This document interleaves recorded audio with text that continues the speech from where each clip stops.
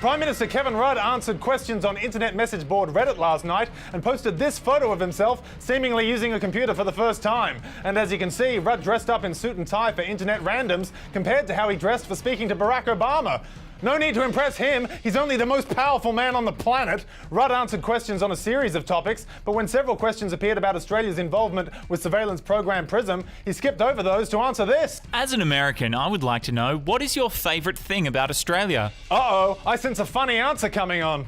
Drop bears, drop wombats. K-Rudd. I was wrong. So we don't know what the Prime Minister thinks about the most important privacy breach of our generation, but we do know about his soft spot for fictional falling animals. But that wasn't the only waste of time. As a fellow Australian and Queenslander, I need to know, what is your favourite beer?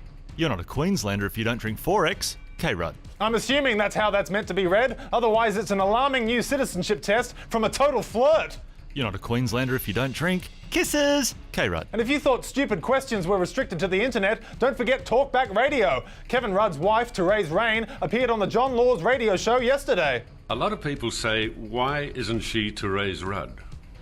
Really? Yeah. Continuing the fine talkback tradition of asking questions based on tittle-tattle and chitty-chat, like the recent interview with former Prime Minister Julia Gillard and now former 6PR host Howard Sattler. He must be gay, he's a hairdresser.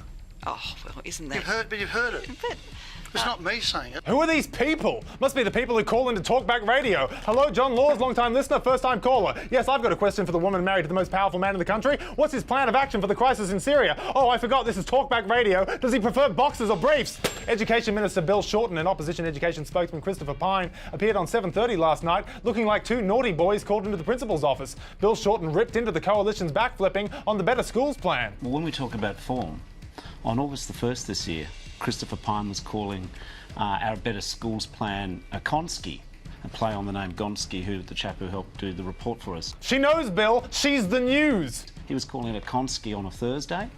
On the Friday, in what could only be a Damascene, I appreciate the Adelaide correction. Now we know who's better suited to be Education Minister, the guy with an education. And finally, betting website Sportsbet say they're so confident of a coalition victory at the election, they've already paid out about $1.5 million before the votes have been cast. Paying out before the result is known? Geez, imagine if all gambling was like that. Place your bets. Heads wins. In response to Sportsbet's decision, Prime Minister Kevin Rudd said in the 150-year history of the Melbourne Cup, the favourite has won 35 times.